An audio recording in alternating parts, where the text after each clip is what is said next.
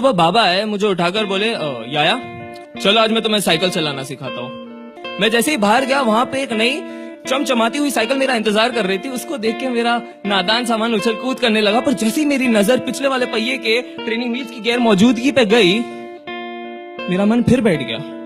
तो उस छोटी सी साइकिल की छोटी सी सीट पे मैंने अपनी छोटी सी तशरीफ जमाई, पेडल पे जोर डाला, पहिए थोड़ा घूमे और साइकिल टगमगाते हुए आगे बढ़ी, जिससे मैं खुश था। खुशी के मारे मैं बाबा को पीछे मुड़ के ये कहना चाहता था, देखो बाबा मैं साइकिल करना सीख गया। तो बाबा बहुत दूर खड़े थे।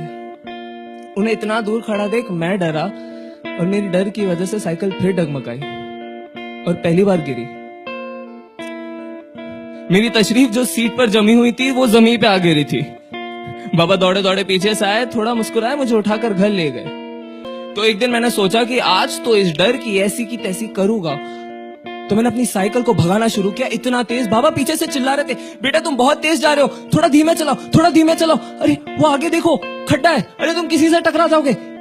उनकी सारी नसीहत मानो मेरी रफ्तार में कहीं घूम सी हो गई थी। ये जो हवा चल भी नहीं रही थी वो अचानक मुझे चूमना शुरू कर चुकी थी, और इस रफ्तार से मुझे बस मोहब्बत हो ही रही थी कि अचानक मेरा पैर फिसला, पेडल से साइकिल फिसली, मैं घसीटते हुए जमीन पे गिरा और पहली बार आंखों से आंसू और घुटने से लहू बहा। पर असली जख्म मेरे आम को लगा था। बाबा दौड़े दौड़े आए, आज बिना मुस्कुराए मुझे उठाकर घर ले गए और बस इतना कहा कि कल साइकिल मत चलाना। पर अब साइकिल मुझे चलानी थी। तो अगली सुबह मैं उठा सूरज से पहले, साइकिल को स्टैंड से हटा और मीलों मील तक चला ले गया, एक मोड़ से घुमाकर फिर घर लाया बिना गिरे। इस सुबह बाबा को मैंने उठाया, हंसते हंसते पूरा किस्सा सुना और बस इतना कहा कि बाबा देखो मैं साइकिल चलाना आखिर में सीख गया।